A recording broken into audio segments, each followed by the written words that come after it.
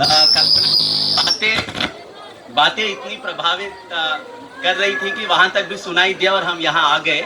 मुख्य रूप से दो तीन बातें वो कह रही थी। एक की पूरा उनकी बात में आपको शायद भाषा नहीं समझ में आया, मगर जो ताकत है, ऊर्जा है, वो तो सबको ना, सबके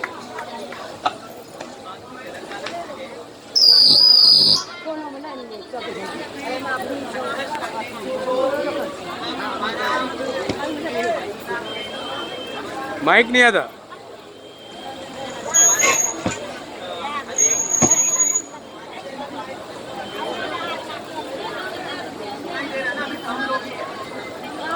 हेलो,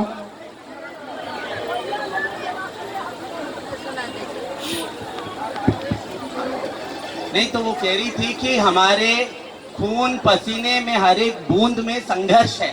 तो हम सबको जो मेहनत का श्लोक है, जिसमें अधिकांश दलित है, बहुजन है, आदिवासी है और इन सब में तो महिलाएं हैं। तो महिलाओं की जो संघर्ष का हमारा अनुभव है, उसी से हमने बड़े बड़े लड़ाइयाँ जीती है। वो कुछ उदाहरण दे रही थी, जैसे तेलंगाना जहाँ से हम आते हैं, तेलंगाना का जो राज्य बना उसके पीछे भी बहुत बड़ा संघर्ष है, बहुत बड़ी योगदान और भूमिका है महिलाओं की, जिसके कारण तेलंगाना जैसा अलग स्टेट बना जिसमें लाखों लाखों महिलाओं ने अपनी योगदान दी। तो वो कह रही थी कि इस प्रकार का हम में जब ताकत है तो कैसे लोग हमें शोषण कर सकते हैं, तो हमें इस शोषण के खिलाफ लड़ना चाहिए।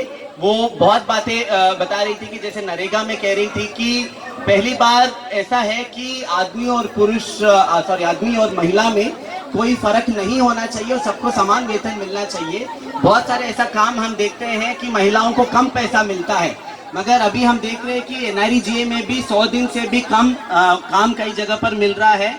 तो काम के दिन बढ़ना चाहिए, हमारा जो पेमेंट है वो कम से कम 600 रुपए का होना चाहिए। तो इन सब मांगों में दलित बहुजन फ्रंट आपके साथ पूरी तरीके से है। बहुत सारी बातें उन्होंने कहा, मगर मुख्य रूप से ये सारांश है और उनका कहना है कि हम सब जो मेहनत का श्लोक है, बहुत मुश्किल से हम जीते हैं।